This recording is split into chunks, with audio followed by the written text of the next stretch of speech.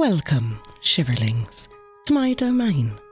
I, of course, am Pagan, your resident druid horrormancer and mistress of the macabre. Tonight, I have a collection of letters sent in by you, my faithful flock of horror lovers, detailing your own encounters with the strange, the unexplained, and the downright spooky. If you have an experience to share, instructions for how to do that are in the description box below. It's very easy. All you do is send me an email. If you enjoy these types of videos, we have a whole playlist of them for you to binge to your heart's delight. And if you're a lover of all things spooky, consider joining the horror harem by pressing that subscribe button down below. I'm trying to get to 1,000 subscribers by the end of the year, and I think we can do that, can't we? Well then, without further ado, let's get into the letters.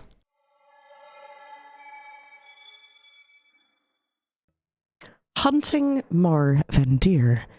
Sent in by Jack. I'm Jack. Hi Jack. And I live in a small town in the woods in the Pacific Northwest. Been hunting here all my life. The woods are thick with big trees and streams everywhere. Perfect for hunting, you know. I guess I started hunting when I was a kid. My dad was a hunter and he used to take me out with him. I loved being out in the woods, just me and him trying to track down some game. It was exciting, you know. And I guess it stuck with me as I got older. Hunting became a big part of who I am. Alright, Jack, you're a hunter. I have to say, I like that. Especially if you're not one of those like hunting for sports types, you know. A lot of hunters that I personally know, they're not just out there like trying to get a nice big trophy to stick on their wall. Like they're like out there hunting deer and they break down the deer and they fill their freezers with it. And, you know, they have venison and venison steaks. Venison steak is so good. So good. Love it. Oh my gosh, it's so good. But I like the fact that you've been a hunter for a long time, so you must be really comfortable out in the woods. And I, of course, am a big fan of nature. Love being out in the woods. Love it so much. Love that. I personally have not been game hunting before. One of the things that I've always been like looking to do is I'd love to go and go crossbow hunting, or not crossbow hunting, bow hunting. I don't know why I got crossbow. I was thinking about the compound bows that I've seen, and I really want to learn how to use a compound bow and maybe go hunt some deer, make my own jerky. Oh yes, I'd love to do that. Anyway, I'm off topic. Alright, Jack, you're a hunter. You go hunting, you're out in the woods, you've been doing it for years, very comfortable in the woods. Gotcha. Okay, let's go. Oh man, deer hunting season is the best time of year for me. I look forward to it all year long. There's just something about being out in the woods that time, you know? The air is crisp, the leaves are changing colours, and there's a sense of anticipation in the air.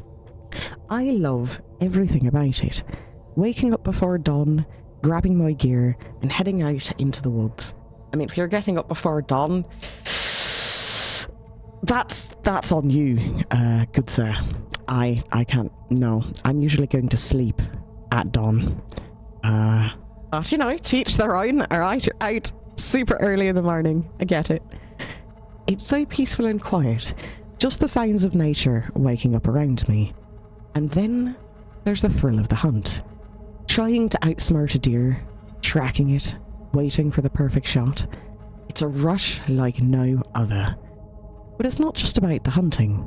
It's about being out in nature, appreciating the beauty of the woods, and feeling connected to something bigger than myself.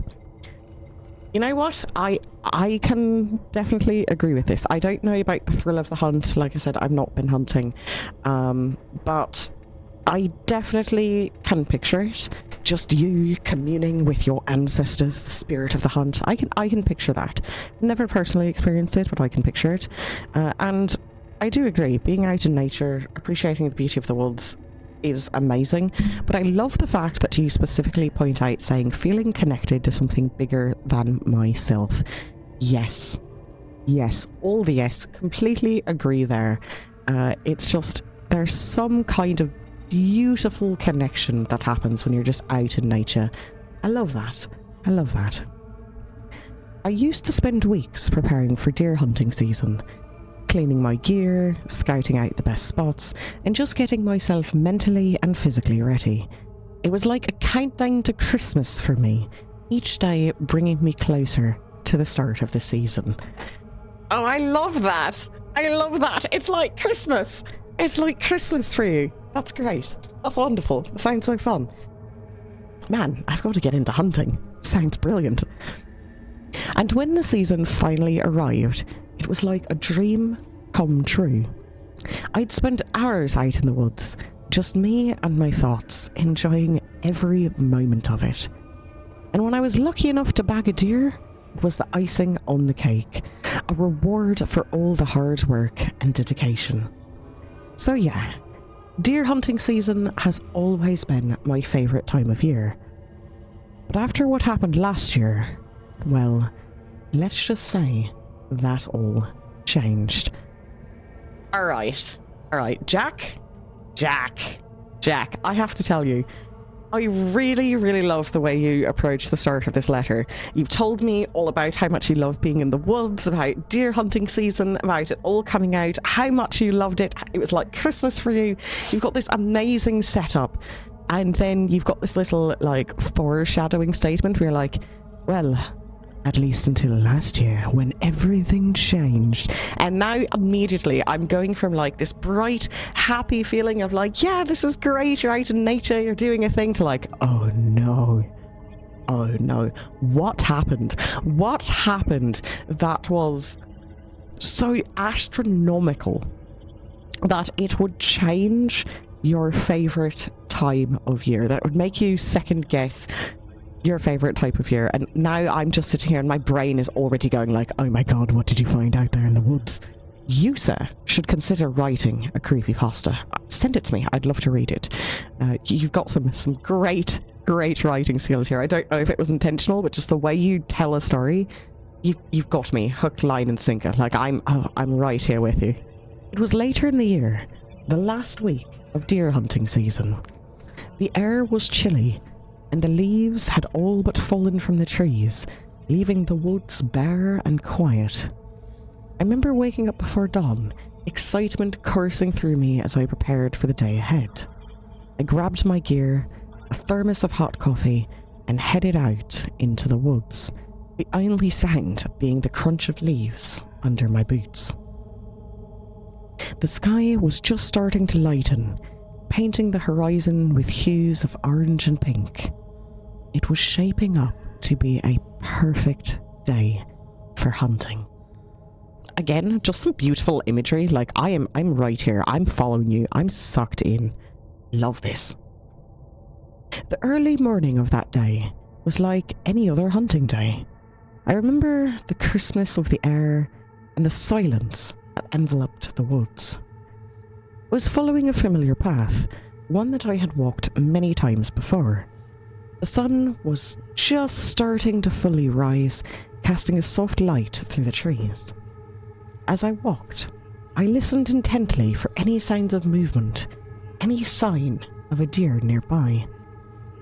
That's when I heard it. A strange sound. It was like a mix between a howl and a growl, low and guttural. I froze, my heart pounding in my chest. I had never heard anything like it before. Nope.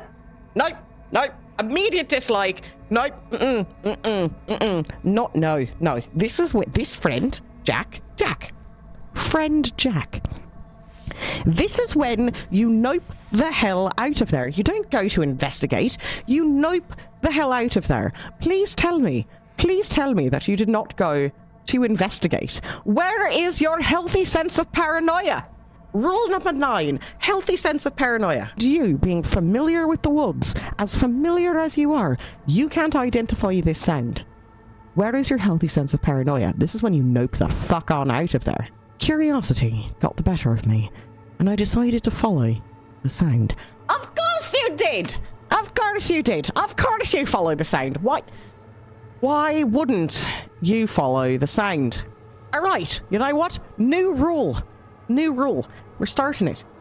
You've done it now, Jack. You're the straw that broke the camel's back. You're not the first person by any means to do this, but you're the straw that broke the camel's back.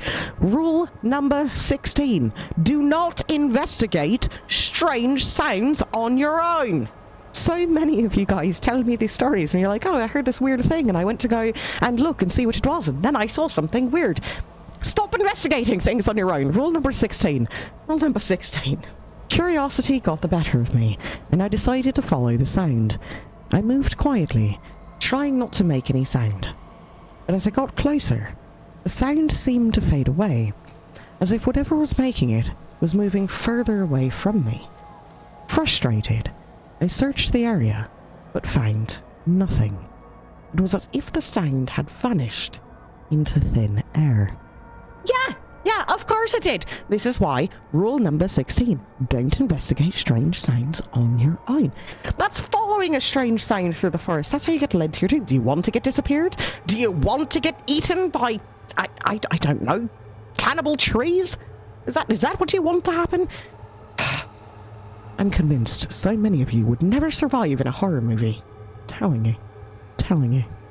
I spent a good part of the morning searching for the source of the sound. But it was no use.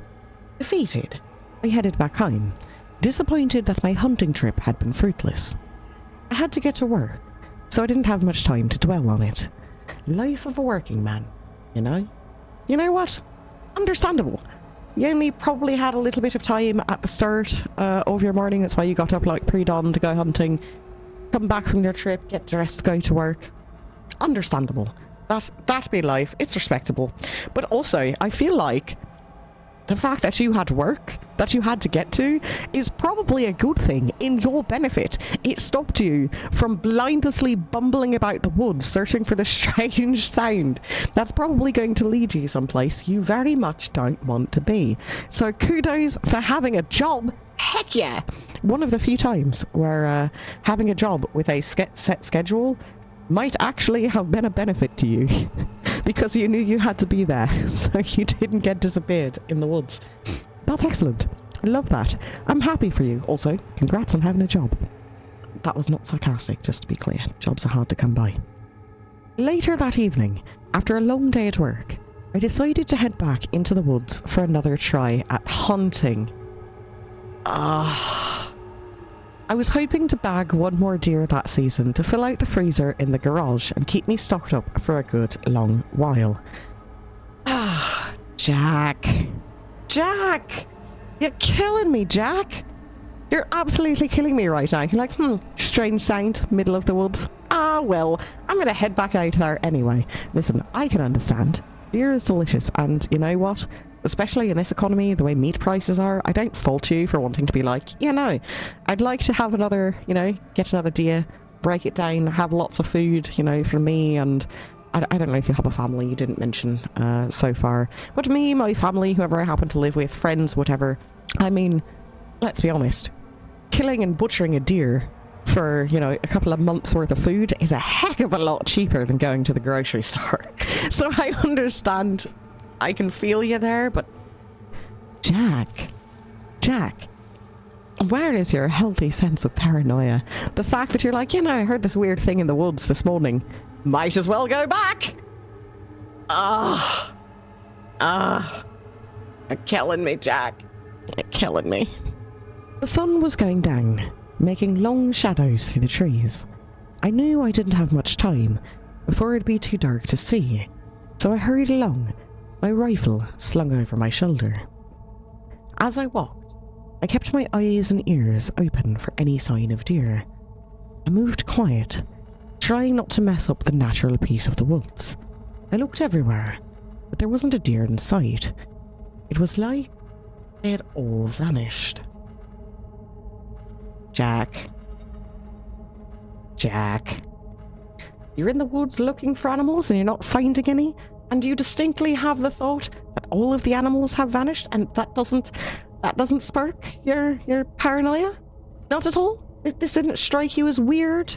No? Just nothing? Nothing? Just like, no deer here, might as well press on? Jack. Jack. I kept going deeper into the woods, following a game trail that led me further off the beaten path. The woods got darker, and the sounds of the day faded away. I felt excited, knowing that the best hunting was often in these parts. But the more I searched, the less excited I got. The woods were dead quiet, no usual signs of critters.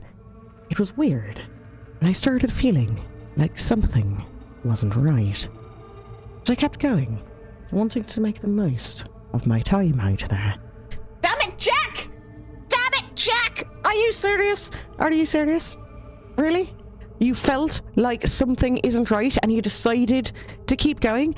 That's like rule number 1 and number 2 combined, like, into a different rule. It's just something isn't right.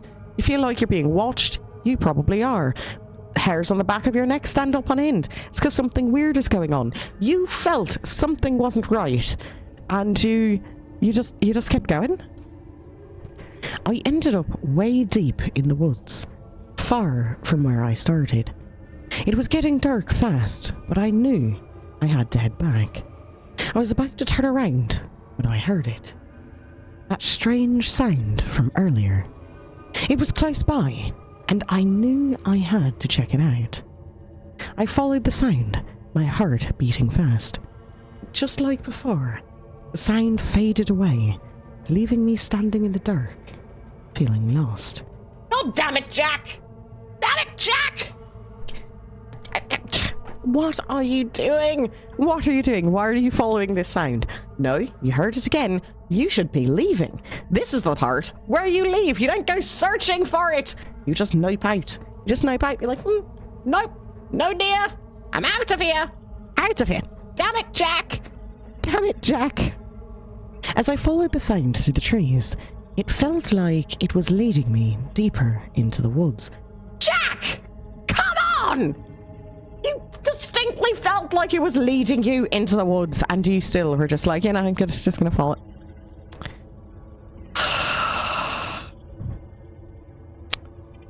I have no words for the amount of exasperation you've caused me here, Jack. No words at all. I pushed my way through some thick bushes, and suddenly the sound stopped. I froze, straining my eyes to see through the darkness. Through the trees, I saw it. A deer. But not like any deer I'd ever seen. It was huge, towering over the underbrush. Its movements were strange. Jerky, but not like how a deer should move. It didn't seem bothered by my presence, which was odd. Usually, deer would run at the slightest noise. But this one was unbothered, milling about with its weird movements. I raised my rifle, aiming at the deer. I raised my rifle, taking careful aim at the deer. I've always been a good shot, so I was confident I could hit it. I squeezed the trigger, and the shot rang out through the woods. But to my surprise, I missed. The deer didn't flinch, didn't run away like I expected it to. Yeah, I mean, sucks that you missed, but, like, even I know, like, if you're hunting and you miss a shot on a deer, that thing's gonna bolt. It's gonna bolt. And you're saying this thing didn't even flinch? Didn't, like, twitch, look up, do the whole nervous glancing around thing and then take off fucking running? Didn't do that? It didn't just immediately beat feet out of there? There's no way. There's no way that this is actually a deer. No, cannot be. Cannot be. Instead, it turned and looked straight at me, its eyes glowing red in the darkness. And then it growled, the same strange sound that I had been following through the trees. It sent a shiver down my spine, and I knew what I was seeing wasn't natural. About bloody time you figured out it wasn't fucking natural and you get the fucking chills running down your spine. It took you long enough, Jack.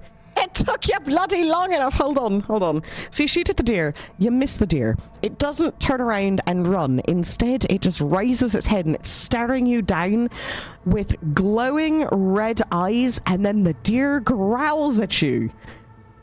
That's horrifying. That's horrifying. I am terrified. I am terrified by that. Like, my gods. But that's what it took. It took all of that for you to be like, you know what? Yeah, maybe I should be scared. Jeez, Jack. Jeez, Jack. Did you sink all of your points into Constitution? Is that what you did? You sunk all of your points into Constitution? Forget wisdom, forget intelligence, forget charisma. All of it in Constitution. We're unflappable. My gosh. My gosh. Fear shot through me, and without thinking, I turned and ran, leaving the deer behind me. I didn't stop running until I was out of the woods, back in the safety of my own home. The experience has haunted me ever since, leaving me with more questions than answers. What was that deer? What did it want? And most importantly, is it still out there? Needless to say, I didn't buy a hunting license this year. Holy crap! Alright, well, Jack, you finally learned a healthy sense of paranoia. You decided not to go hunting this year.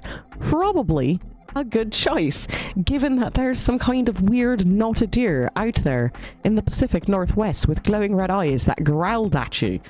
Congratulations on learning a healthy sense of paranoia. But that said, holy shit! What on earth did you run into? What on earth did you run into that's out there? That sounds horrifying. Terrifying. Definitely much more questions than answers. You're absolutely right on that. That's creepy.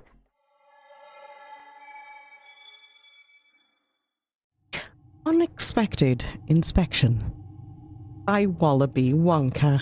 Hey there, Horrormancer. Hello. Hi. Hi. How you doing? A friend of mine found your videos and told me I should write in about an experience I had. Thank you! Thank you to your friend, and thank you to you as well. See, we were just talking about this, actually, how important it is to, like, share these things so that more people will send in their letters. So thank you! You're an excellent human being, Wallaby Wonka. Thank you. You can use whatever name you'd like for me. I watched a couple of your videos, and the names are pretty funny. Ah, thanks. I like them too. They're one of my favourite parts. I mean, I love all of what I do, but the usernames. They're fun. Anyways, I work as an industrial inspector, travelling around to different factories to ensure everything is up to code and regulations. It's a pretty straightforward job, but you never know what you might come across. On a typical inspection, I arrive at the factory and check in with security. They usually escort me to the production floor, where I check all of the equipment, looking for signs of wear and tear and potential hazards. I also review the factory's documentation to ensure they're keeping up with maintenance and safety standards. Thank you! Thank you very, very much. I don't know what particular agency you work in or what industry you do inspections for, but I appreciate you and the job that you do. Inspectors are incredibly important to health and safety for everyone, and regular inspections are like key to protecting, the public good, in my opinion. So thank you. I appreciate you doing that job. During the inspection, I often chat with the workers to get a sense of how things are running. It's a good way to gather information and see if there are any concerns that need to be addressed, and sometimes the gossip around places can be pretty wild. I love that. I absolutely love that. The fact that you seem to actually care about what you do, right? Like, obviously you have a job, you have a list, you have to go and, check this connection or check that paperwork or whatever like that, but instead of just doing like a rote examination of everything. You take the time to talk to people, see if you can gather any sort of information, see if anybody can point you to things that are problems. So like, you actually take your job as an inspector seriously. You're not just trying to like get in and out as quickly as possible. Like, it sounds to me like you actually care about what you do and the purpose behind what you do. So kudos to you. I appreciate you. I appreciate that. That's incredibly important. Well done.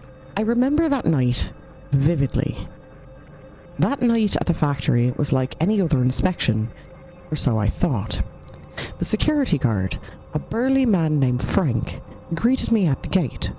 He unlocked the door with a heavy jangle of keys, the sound echoing in the empty parking lot. Okay, so you're doing an inspection at night. I don't know if you're like on night shift or if you're just running late, or maybe it's normal for some places to be like, hey, in order to have this inspection go on, we need to like shut down production or whatever. I'm not certain about that, but so it's nighttime. The parking lot's empty, so probably not a whole bunch of people you know, there. Maybe, I mean, you mentioned security guards, maybe a couple of janitors, or you know, custodians or something like that, something to that effect. But for the most part, the place is probably pretty empty, right? Frank's flashlight cut through the darkness as he led me through the maze of corridors to the production floor. Oh, great. The fluorescent lights flickered to life as we entered, casting a harsh glow over the rows of silent machines. Frank explained that most of the workers had gone home hours ago, leaving the factory deserted except for the night shift security detail. Ah, okay. So yeah, I was right. Pretty much just the night shift guy is there. Not a lot of people. Pretty much empty. You got the run of the place for your inspection. Although that does cut into your ability to ask people if there are any concerns. That's got to be frustrating for you. He seemed eager to get back to his post, but he walked me to the area where I would start my inspection. As the guard led me around the factory, he chit-chatted with me, pointing out different areas of interest and sharing anecdotes about his experiences working the night shift. He mentioned how he hated being on the floor at night, not because of the work, but because of the eerie atmosphere that seemed to settle over the place after dark. He talked about rumours amongst the security staff, about strange noises and sightings, claiming that some of his colleagues had even reported seeing shadowy figures moving in the darkness.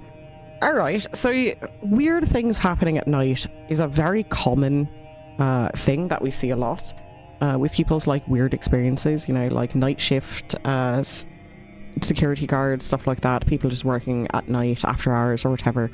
Very, very common.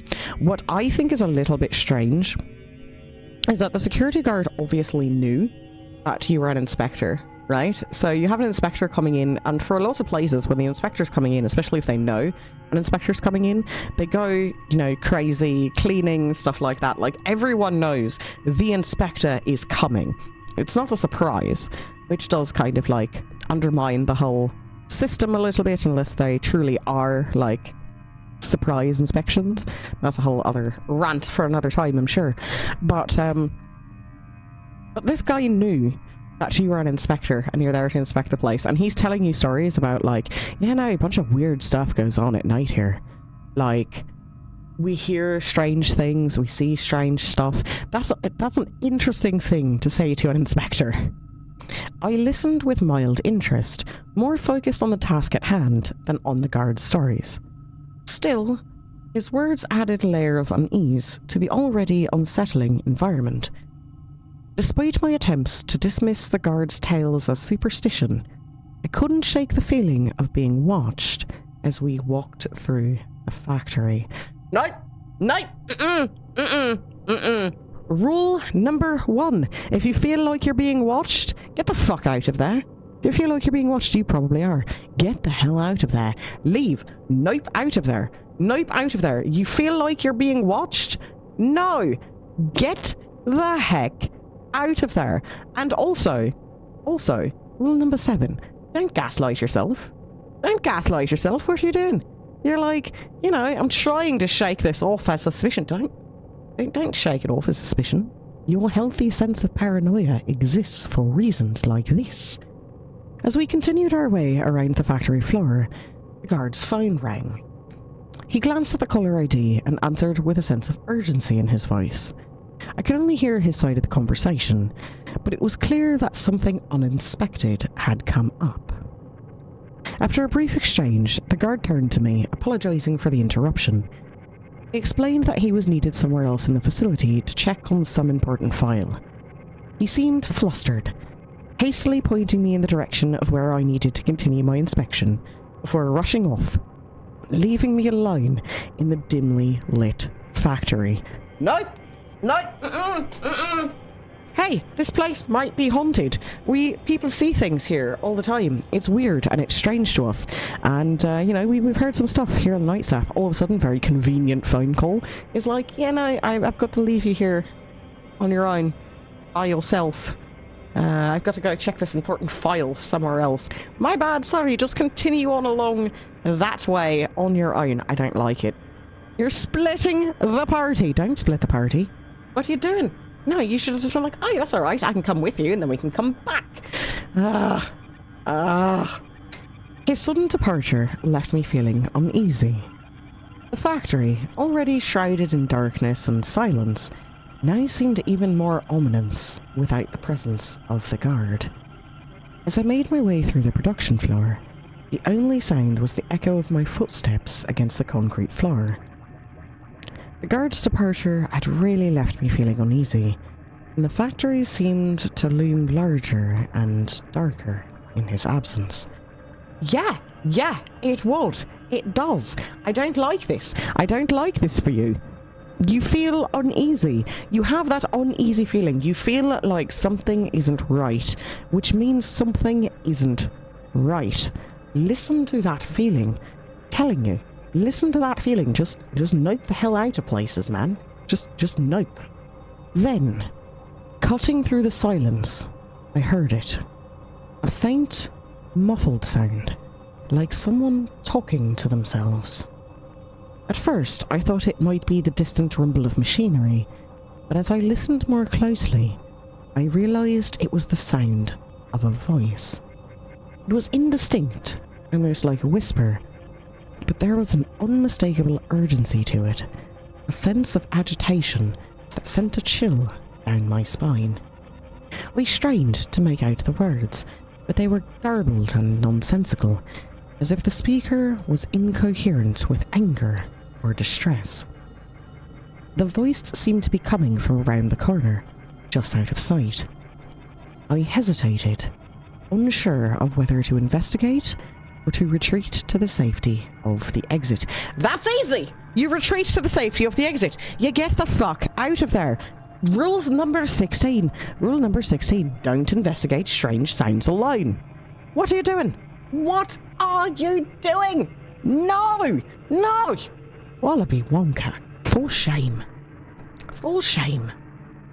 Curiosity got the better of me, and I cautiously approached the source of the sound. Of course you did! Of course you did! Does Rule 16 mean nothing to you? Mean nothing? It means nothing to any of you. Any of you, does it? As I rounded the corner, the voice abruptly stopped, leaving me standing in the empty corridor, heart pounding in my chest. I shone my flashlight around. There was no one there. And then, a loud mechanical whirling filled the air, causing me to jump in surprise. I turned to see that all the production machines had suddenly come to life, their lights flashing and their components whirling into motion. It was as if they had been activated by some unseen force. Nope. Nope. Dislike. There's no one there. There is no one there. You've been left alone. You hear this weird sound, and now all the machines in the factory are starting to come to life. Everything just turned on. Production is starting, and there's just you there. There's no one else around. And listen, I can tell you, I've been in several different factories. A lot of these machines, they're designed. I think I almost want to say all machines are kind of designed in such a fashion that it's not going to just turn on its own, right? Like, there's redundancies built into their circuits, which is why you usually have to, like, hold down a certain button and turn a knob. They're specifically designed for safety purposes, that a machine can't accidentally turn itself on if there's like a short circuit or something like that. And you're telling me the whole factory production floor just turns on and starts doing its deal? This is when you run. This is the time where you go, nope, nope, nope, nope, nope, nope, nope, and you just turn and you fucking bolt. You run for everything that you are worth and you get the hell out of there. I fumbled for my phone, intending to call for help, but before I could dial, the machines suddenly shut off, plunging the factory back into silence. The abruptness of it made my heart race even faster, and I felt a chill run down my spine. Alright, you know what, I'm going to give you some credit here. The machines all come on. You should have just turned and run, but at least you had the wherewithal to call for help. So you whip out your phone, you're gonna call, I don't know who you're gonna call, I don't know if you're gonna call 911, I don't know if you're going to call like a supervisor, I don't know if you're going to call security, I don't know who you were going to call, but you at least were going to call someone for help. So good job there. Should have run first, call after. But we'll leave it be. Fear does weird things to people. I stood there for a moment, trying to process what had just happened. Was it a malfunction? A prank? Was there something more sinister at play? The thought sent a shiver down my spine, and I couldn't shake the feeling of being watched. I finished my inspection as quickly as possible, passing by the security guard on his way back to me, and got the hell out of there. Good! Finally time you get the hell out of there. It took you long enough. Say what you want about oversight, but I'm glad I don't have to go back there for another 2 years. Thanks for reading. Wallaby Wonka. Alright. Yes, absolutely. Absolutely. There's a discussion to be had about oversight and, you know, how often inspections happen, stuff like that. I'm really glad that you don't have to go back for 2 years, because that's horrifying. However, obviously, just in the interest of public safety, I hope that you did report this to someone. The fact that, like, everything turned on its own somehow and then turned back off. I hope you reported that to someone, just on the off chance that it is some kind of malfunction, that someone else goes and looks at that and rules that out. Because if it is some kind of malfunction, someone can get seriously hurt. But aside from that, that's flippin' terrifying. Good for you for getting the heck out of there. Well done. Well done. And thank you so much for sending in your story. Really appreciate it.